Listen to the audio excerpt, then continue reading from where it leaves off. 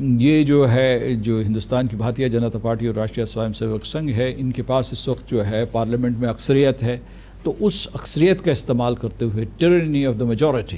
Right, لیکن president صاحب کیا صرف اتنا پیغام دے دینا انٹرنیشنل کمیونٹی کی طرف سے، جس کا ایک بہت بڑا اثر و رسوخ ہے بھارت کی طرف، بھارت کے بہت سارے لوگ باہر جا کر کام کرتے ہیں، چاہے وہ ہمارے مسلم ممالک ہوں جس طریقے سے UAE ہے، سعودی عرب ہے، یا باہر کے یورپین ممالک ہوں، کیا صرف یہ پیغام دے دینا کافی ہے EU کی طرف سے یا باقی آرگنائزیشنز کی طرف سے، چاہے OIC ہو، یا پھر کوئی ٹھوس اقدامات کرنے کی ضرورت ہے؟ جس طرح ابھی ہم نے کچھ ہی دن پہلے چند پچھلے ہفتوں کے اندر دیکھا کہ UAE کی شہزادی نے بھارت کے مسلمز کے خلاف جو احساسات اور جذبات ہیں اس کے خلاف بات کی، قطر کی طرف سے آواز آنے لگی ہے، مختلف ممالک کی طرف سے. کیا یہ صرف آواز تک رہنی چاہیے یا ٹھوس اقدامات کے اندر بھی ٹرانسلیٹ ہونا چاہیے؟ آواز بھی ایک ٹھوس قدم ہے اور آوازیں اٹھنی چاہیے. آپ کو یاد ہوگا کہ 5 اگست 2019 سے پہلے کوئی بھی آواز نہیں اٹھاتا تھا. ہم لوگ ہر دروازہ کھٹکھٹاتے تھے اور کشمیر کی رودات سناتے تھے، کشمیر کا المیہ ساری دنیا کے سامنے بیان کرتے تھے. کوئی رد عمل نہیں ہوتا تھا.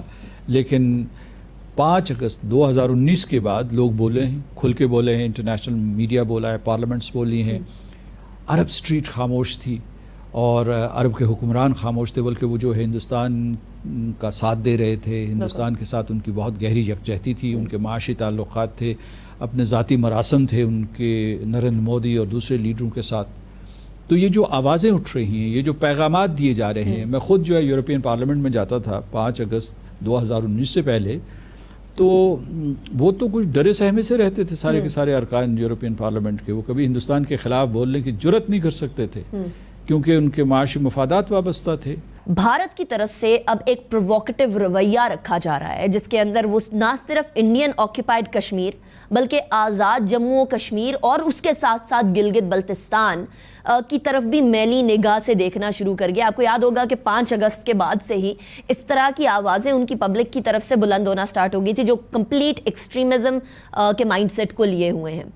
ایسی صورتحال میں آزاد جموں و کشمیر کے حوالے سے، گلگت بلتستان کے حوالے سے جو ابھی ریسنٹ پاسٹ میں انڈیا کی طرف سے سٹیٹمنٹس آ رہی ہیں، آپ ان کو کس طرح سے دیکھتے ہیں؟ دیکھیے، پہلے جو ہے ہندوؤں اور ہندوستان، ہندوؤں اور راشٹریہ سوائم سیوک سنگھ اور BJP کو الگ الگ کیجیے، کیونکہ ہندوؤں کی بڑی تعداد ہے، 1 بلین کے قریب ہیں. یہ سارے کے سارے فسطائی نہیں ہیں، یہ سارے کے سارے RSS کے ماننے والے نہیں ہیں، اس کے پیچھے چلنے والے نہیں ہیں. یہ جو کچھ وحشی پاگل انتہا پسند لوگ ہیں، انہوں نے اپنے آپ کو جو ہے پورے ہندوستان کے اوپر مسلط کر لیا ہے.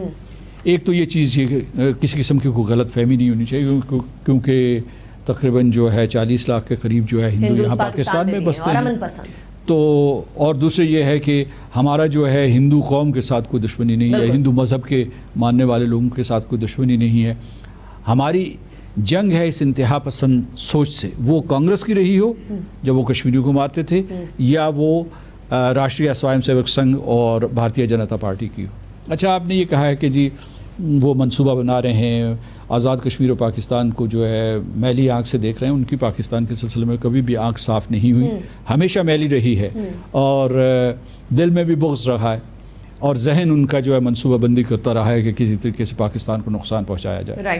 ابھی جو ہے یہ خطرے کا وقت ہے. اس کی وجہ یہ ہے کہ کووڈ-19 ہے، تو ہندوستان نے جامع منصوبہ بندی کی. چونکہ مقبوضہ کشمیر میں جو ہے وہ ناکام ہوا ہے برے طریقے سے، ہندوستان میں ناکام ہو رہا ہے، معیشت بیٹھ رہی ہے.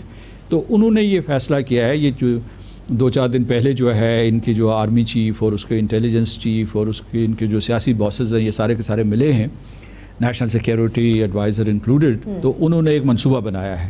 انہوں نے یہ الزام لگانا شروع کر دیا ہے کہ جو نئی تنظیمیں وہاں بن رہی ہیں مقبوضہ جموں و کشمیر میں مزاحمت کے لیے، وہ پاکستان بنوا رہا ہے. کہ آزاد کشمیر میں ہم نے لانچ پیڈز بنائے ہوئے ہیں، ہم یہاں سے دہشت گرد بھیجیں گے.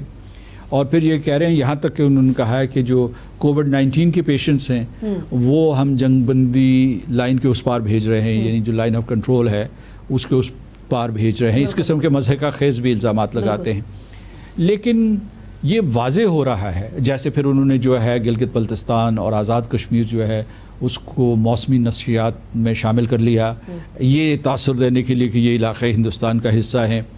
ہندوستان میں اس میں یہ مکمل کر لوں तो उसमें इस वक्त 3-4 पॉसिबिलिटीज़ हैं। नंबर 1, वो एक फॉल्स फ्लैग ऑपरेशन की तैयारी कर रहे हैं। नंबर 2, वो पूरे पाकिस्तान के मुख्तलिफ हिस्सों में दरपर्दा जंग जिसे प्रॉक्सी वॉर कह रहे हैं उसकी रफ्तार को तेज़ तर कर रहे हैं।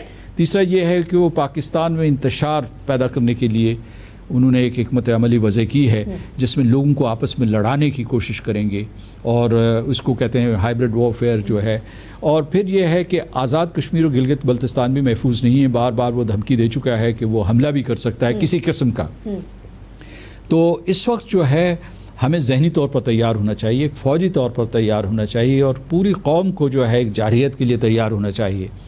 यानी कोविड-19 की वजह से हिंदुस्तान में किसी किस्म की कोई नरम दिली नहीं आई को उसके ऊपर जो है, जैसा कि आप कह रही थी कि भाई उन्होंने कश्मीरियों को बंद किया, महसूर किया, सारी दुनिया आज बंद हो गई है। तो हम तो सारी दुनिया का अच्छा चाहते हैं, लेकिन इस लम्हे भी हिंदुस्तान के ये जो फस्ताई हुक्मरान हैं उनके दिल में ये नहीं आई कि कश्मीरियों के सिलसिले में जो लॉकडाउन है, जो इंटरनेट के ऊपर पाबंदियाँ, इनको किसी तरीके से नरम कर दिया जाए।